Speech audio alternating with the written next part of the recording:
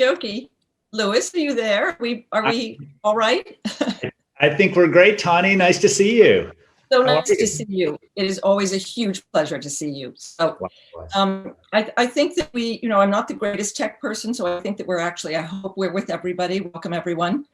It's a huge pleasure to be with you once again. We've known each other now for quite a few years. That's right. And you, of course, are an extremely important person, being the president of AII, standing for Apparel Impact Institute, impact being the operative word for me. So I'm going to give you a big opportunity to explain how in-depth your program is and how far-reaching it is. But before that, I just wanted to congratulate you on the beginning of the docuseries. I am proud to say that Condé Nast had an exclusive screening of the docuseries, and I think that it was the video, the first one. I'm just going to share my screen. I hope I can do this properly because I just want to show everyone. Great. Okay, hold on. Okay, now hold on, everybody. Here we go. Slideshow. Okay, so here we are. This is everybody, and the next slide really is the start of your. It's like introduction poster of it. Absolutely. And the charm of it is that it's so friendly, it's so positive, it's so upbeat, and it does ask a first question for me, which is, what is Generation F? Did I skip a beat, or is this something that is new? Absolutely, you did not. And it's the term Generation F came from our group of youth innovators, leaders that we tapped into when we set out to create this docuseries. And they were having a conversation around how much generations are being put in boxes. And I think in the last year, we've been sort of like, oh, the boomers this, and the Gen X, Y, Z this, and the millennials are that. And the conversation went to, why do we have to put ourselves in a box? Why can't we just be the future of the planet, the future of fashion? We're fun, we're free, everyone's invited. We're Generation F. And so that's really where the name, and when we heard that, we thought, that's it. That's the name of our docuseries. Well, it's so appropriate. And the first series is, the positivity of these young people is so refreshing, and it makes you so optimistic. It is really a huge display of the power of positivity, and how much power there really is in that. It's what we need desperately, of course, all the time, but specifically right now. These are just some of the faces that I think are so charming. They are so eloquent. I encourage everyone to really check in on this. It's inspiration, and it's going to be absolutely a huge success. Thank you, Tonne. Well, and yeah, thank you, Tonne. And as you said, we shared the pilot episode with Condé Nast yesterday. We're in sort of some private screenings at the moment, but it will be available, and we're finding its appropriate home as we get it out, the project out there. So people can go to our website, which I think was on the last slide, genfseries.com. And they can see the trailer, they can sign up, and we'll give them information. They can inquire about having a private screening. So this will become more and more accessible, but thank you for acknowledging it as a project in the world that is really about telling the future of the industry through the voices of the next generation that will be leading change. Right, and that's vital, completely. All right, let me see if I can, okay, and there they are. I'm just, it's kind of relish in the beauty of these young people. And then I'm going to, Louis, I'm going to go to the next slide, because I think that what it does, we entitled this talk, Fashion is Progress. And progress, of course, is a series of steps. It starts in one place with an ideal that turns into the goal, but it takes a number of different steps to realize that. And I think that the Apparel Impact Institute has done that so effectively. It is so comprehensive. There is so much material that you can share. There are so many people who are getting on board now. That you just announced the partnership with Kering, with Stella McCartney, and with Burberry. I mean, major, major brands. So having this, graphic in front of us, I'm just going to turn it over to you to do a kind of 101 on what it's all about. Absolutely. Thank you, Tani. And so, first of all, I love that we led in with Generation F, because we recognize at Apparel Impact Institute that identifying the solutions is going to come from a diverse and new audiences, and that there is no silver bullet to solving for climate or water scarcity or even social and labor issues. This is about creating and finding the best programs out there that we can apply to the industry. So Apparel Impact Institute was founded to do just that. We were founded by Target, Gap, PVH, with funding from HSBC, the Sustainable Trade Initiative. All these groups came together and said, we need to roll out an organization that will be addressing impact in the supply chain. And so on one hand, while the Generation F docuseries is going to illuminate a lot of new innovations and ideas and technologies, the core of our business at AII is to scale proven solutions. So what we're looking at here. I'm going to interrupt you for 1 second, because that word Sure. scale, that word scale always kind of gets me. When you say scale, does that mean Sure. realize? Does that mean implement? Does it mean? Great point. I think to us, it's very much about reaching measurable targets that the industry is setting. And so scale might mean focusing on the world's largest producers, and scale might be a small subset because they represent the highest volume, or scale may mean in a certain country or region. And so we define scale differently with every project or program, but ultimately the top goal is we need to reach certain key targets. And we're looking at one right now, which is around climate. For those of you who may know, and others may have spoken about this during the talks today and yesterday, is that the industry is signing on for 45% carbon emission reduction by the year 2030. That in order to stay in accord with the Paris Agreement and in accordance with the Paris Agreement and stay under 1.5 degrees Celsius temperature increase, that's the number that the industry is agreeing to. In order to do that, we have to actually change things about the way we're making our clothes. And so scale to us is, what do we need to do to reach that goal? I'll pause for a moment, and then I can talk about what's on this slide. Okay. Yeah. No, but I just want to say that the thing that is so remarkable and wonderful about AII is that there is no competition involved here. This is an open format. This is information that you are encouraging everyone to take advantage of. And in doing so, you are encouraging the others who have innovation that you may not yet have to share that as well. So there's a very, very important give and take that is involved. I appreciate you bringing that to note, because I think that, I've landed in the role of leading the perfect organization for me, because I am about systems change and it involves everyone. Everyone's invited to this table. We share all information. If you have a program that is going to scale towards one of these goals, we want you in the door, and we're going to help bring funding. We're going to bring brand partnerships. We're going to get you to scale. That's what we're here for. So everyone is sort of at the table with us. And obviously we'll be helping to sort of defragment the multitude of programs and bring them into alignment, so the industry can have a real clear playbook. Where do I get started? Who do I work with? How does this work in this country versus that country? And so we're part of the UNFCCC's climate charter for the fashion industry. I believe you all are as well too. And Yep. Part of that means that we bring all this into transparency. We don't compete. We're doing this in collective action together.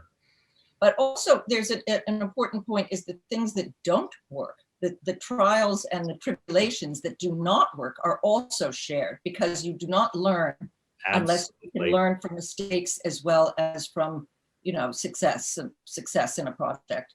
And I think that's very important to acknowledge, that it's not about sharing and having a competition and who can share the best and who has the most success in everything and they're going to share it. It is a very, very realistic approach to how collectively we get progress in this. Absolutely.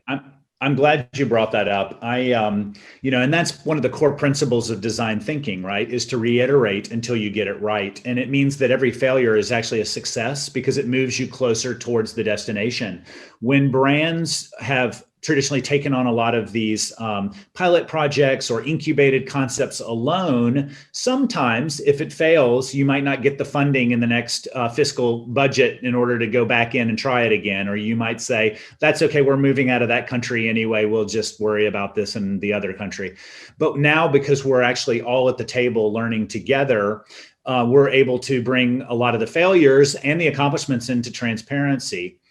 As sitting here in the Bay Area today, and I'm looking out my window across at Silicon Valley, I'm highly influenced by a lot of the thinking that comes out of tech. Fail fast, right? And so get back on the horse, take your failures or your best lessons. We're funded by Silicon Valley funders as well. And so we get it. We really want to make sure this industry is thinking smart and sharing this information. Right. Okay. So now let's get to the number one: maximize material efficiency. So why is this number one? Yeah. So thank you for that. And I think this slide that everyone's looking at comes directly from a project that we've been working on with the World Resource Institute. They are the ones that have been doing the methodology behind the Science-Based Targets Initiative. That's where the numbers come from. How are we going to get to the 2030 goal? So the research that we've done with them illuminated for us that there are 7, I call them the levers to pull. That's what our friends at WRI call them as well. But these are the focus areas for intervention. And the order, number one, I think, does lead into the materials. But the order is sort of in round. You could almost present this as a circle because you don't have to go in order. You can dual track these initiatives. But what we know is that there are 3 focused on materials and there are 3 focused on the energy used in production. And we can lower carbon across all 6 of those. And at the bottom sits circular models. That's the upcycling, that's the shared economy, vintage, renewal, swapping, all of that, circularity, cradle to cradle thinking, that all fits along with lowering your carbon related to these other 6 levers. Right. And that seems to be, circular is kind of the buzzword right now, isn't it? It's the easiest problem. Well, I shouldn't say that. I don't know this for a fact, but it seems as though it might be the easiest way to embrace this right away by, repurposing old Absolutely. clothes and vintage and keeping, because fashion loves vintage. I do. Right. I think fashion does. Absolutely. Yeah. And it's about creating value. Yeah, the fact that it's number 7, people need to back into this now. They need to be able to go beyond simply repurposing and upcycling, and that's where you really come in with assistance. That's right. So what we're working on currently are the boxes in red. That's where we're funded, and we've pulled brands and manufacturers together into cohorts by country. And number 4 is energy efficiency. We have a program called Clean by Design that was created by Dr. Linda Greer when she was at the NRDC. We've aligned it with all the other mill improvement efficiency programs out there, and we work together as a collective to drive energy efficiency best practices in facilities. So we're literally funding the technical engineers to go into the facilities to deliver the best practices, and then the mills will implement those improvements, wrapping pipes, installing meters, lowering the heat use, et cetera.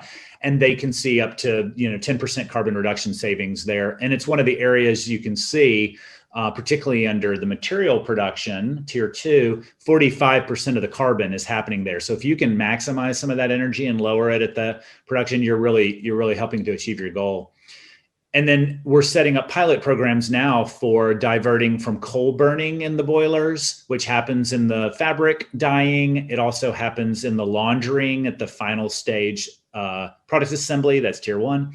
So we're piloting out those programs right now, looking at Vietnam as a key partnership that we're looking at, as well as scaling to 100% renewable, which sometimes can be on-site renewable energy, but a lot of times it's really looking at a more macro of the industrial park level, the whole country approach to it, and how we can shift the industry to 100% renewable there. Okay, so renewable to me, and I think to a lot of people, means wind energy, solar energy. Is that what renewable means to you? It does. Yes, it does. Geothermal is in there as well too. There's other forms of renewable, but it basically means we're not using fossil fuels. We're not burning something. We're not using a rapidly deplenishing resource. We're using a rapidly renewable resource. And so you can define that in a number of ways, but yes, you've named them. Well, you know what? I just have to say that it's kind of no-brainer, with climate change and the sun shining all the time, you would think that there would be a very easy marriage there. And you do see now a lot of companies, the New York Times, which I read cover to cover every day, is reporting a lot on companies that are now really acknowledging this goal and starting to work with it. I think it was General Motors was one of the first to say that, by, I think it was 2035, that they would, have a completely electric fleet. So there's a lot of very positive motion here. We're winning the renewable energy race. It is happening, and it's going to happen globally too. I think one of the key issues is we were able to build our economy in the US on cheap energy, and a lot of other countries are now catching up and becoming developing nations that want also inexpensive sources of energy. And so as the equation of scaling renewables is actually cheaper and has a longer payback, or has a shorter payback, pardon me, then it becomes more attractive. And obviously the fashion industry has a big role, because they can say, we won't source in this country if this country doesn't embrace a strategy and a plan towards also helping to reach the Paris Agreement and help us reach our carbon strategy. So it's a real opportunity for leadership from the big brand retailers to lean into countries that are making the right decisions. And then how can we help stimulate that and support it and finance it to be an equitable and affordable transition, not one that's punitive to the industry. Right.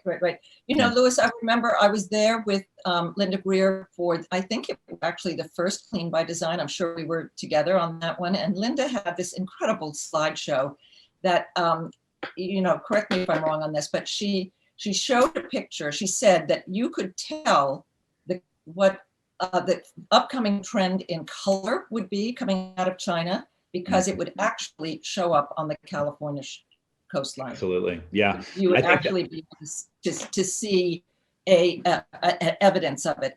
And then the other point that she made that was so wonderful was that, in terms of water usage, she pointed out, because I think everybody naturally assumes that to go into these programs is investing money that is not going to come back to you right away, that you have to, you have to have, a commitment and a little bit of a deep pocket to wait until it comes back to you financially. And that simply is not that true. It comes back much faster as a financial benefit than people assume. Yeah. It's interesting. Linda and I actually had a call this morning. We were walking through where there was an immediate ROI and when there was a longer return on investment. And we were just talking about that this morning. The number 4, maximize energy efficiency. When a facility can see up to $400,000 in savings in the first year on their energy and water bills by implementing these Clean by Design best practices. And so it's it's easy to walk in the door and say, hey, we're going to bring this program to you. We have some subsidy to help it. We have 10 brands behind us that want to source from you if you do this work, and you're actually going to make money off of this, and you can reinvest that in a number of ways. And I think with the pandemic, it's even more attractive to think this could be money that could be held aside for workers should we have another shutdown of facilities during a pandemic, a rise in the pandemic. So there's a lot of ways in which this is important. I mean, the timing thing is very interesting, because I think that what the pandemic has done, at least has worked time very effectively. And I think that people who are, or companies who are gauging their success on how fast they can do something, or, this is a big question in fashion, the turnaround in the different seasons and having to, recreate yourself every season.